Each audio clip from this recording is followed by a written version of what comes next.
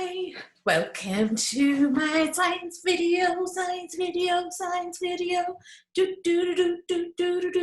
right, so I'm going to teach you about the digestive system. I'm going to do it in 3 little videos. That way, if you need to come back, you don't have to remember how far you had to go through the video to get to each one of the bits. So to begin with, we're going to have our number 1 video on what is the digestive system? Why should I care? All right, number 1, this is the digestive system. It's got all of these organs in it. So if we remember about what we learned with the circulatory system and the respiratory system, these are organ systems. They consist of lots of different organs. So within the digestive system, you have things like your esophagus. This is an American one, so I'm going to add an O at the beginning because we're Australian and we like to use British English. So esophagus, we've got things like the stomach, your liver, your gallbladder. I'm not going to call it your colon. We're going to call it your large intestine. Yeah, we've got our pancreas, we've got our small intestine. We're going to talk about your rectum. We're not really going to talk about the appendix, but that's fine. Okay, so first off, we've got to think, what is digestion? What does that mean? So we all need food to make energy. Now, if you link this back to when we did the respiratory system, this is via cellular respiration. Okay, so what do we need for cellular respiration? One of the biggest things for cellular respiration, cellular respiration equation, we're going to come back to this one, is we needed glucose, okay, which is sugar. We get that from our food, plus oxygen. We've already talked about getting that from our lungs, and we make carbon dioxide. Now I'm hoping I've got enough space on here, plus water, not quite, water, plus energy. Yeah, and that energy is in the form of ATP if you went that far into understanding it. So this one here, this oxygen, we got that from our respiratory system. We know that it diffused into blood from the alveoli. Yeah, so that was beforehand. Now we're going to talk about in this video, how do we get the glucose into our blood also? All right, so that's going to come back in, but this is why we have digestion in the first place. So we need to make energy. Now, we as animals are a bit useless. We're something what we call an heterotroph, which means we cannot make our own food. Yeah, we are not a plant. We cannot photosynthesize, so we have to be able to consume food in order to get the energy that we need in that process of cellular respiration.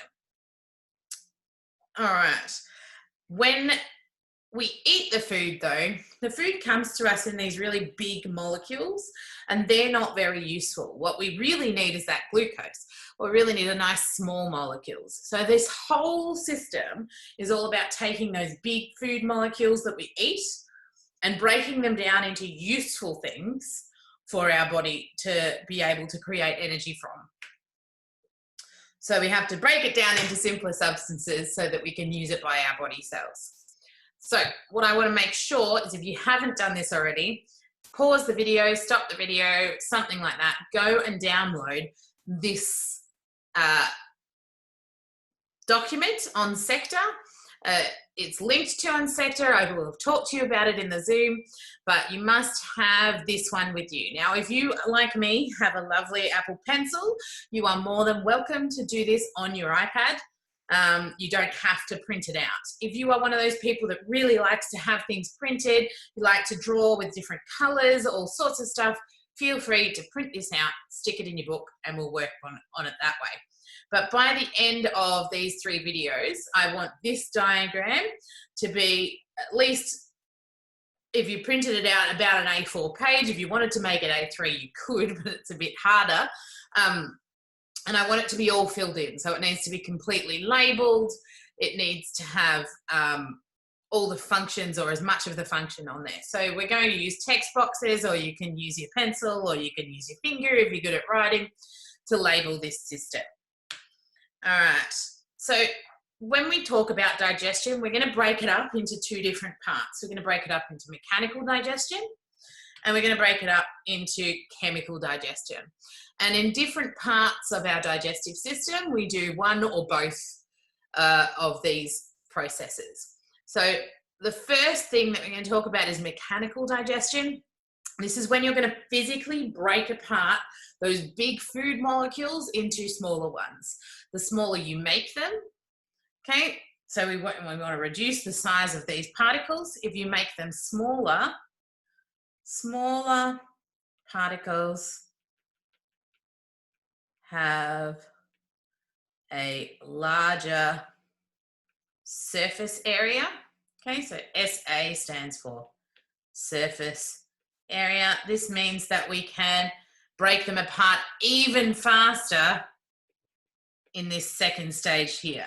Yeah, so it's really helpful for the chemical processing. Chemical processing is when we want to make the broken down food molecules that we've broken that down mechanically. We're going to make them even smaller because we can use chemicals in our body to do this. Now, there are a couple of different chemicals that we use, but they're very, very cool.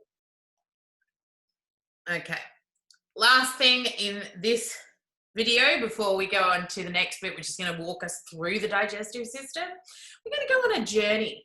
You're going to join me on a journey down the digestive system, but we've got a 4-stage process that we're going to work through. So the first stage is going to be about eating the food. That is the very exciting thing.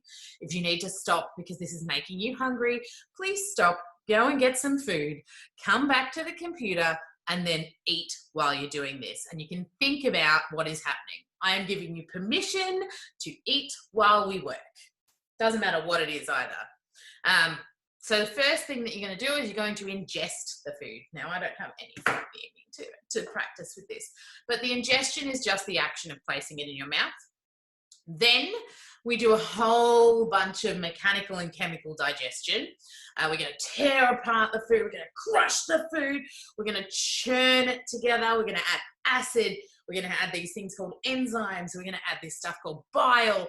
And all of that is there to break down those molecules into really small bits. That's where the good stuff happens.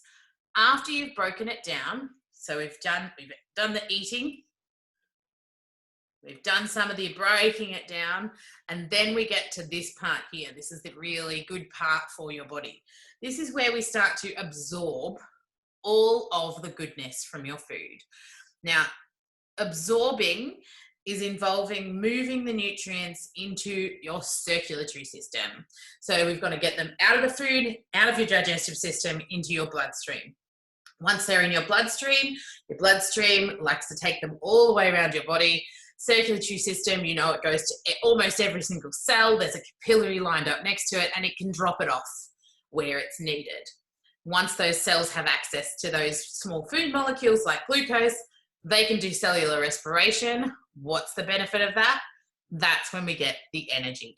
So what the best thing about the digestive system is that it puts together a lot of the ideas that we've talked about in the circulatory system and we've talked about in the respiratory system.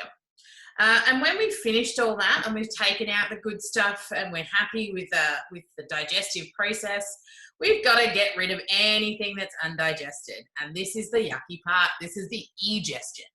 So ingestion is about coming into the body. Egestion is about things exiting the body. So if they exit the body, that means poo. And that's where I'm going to end our first video.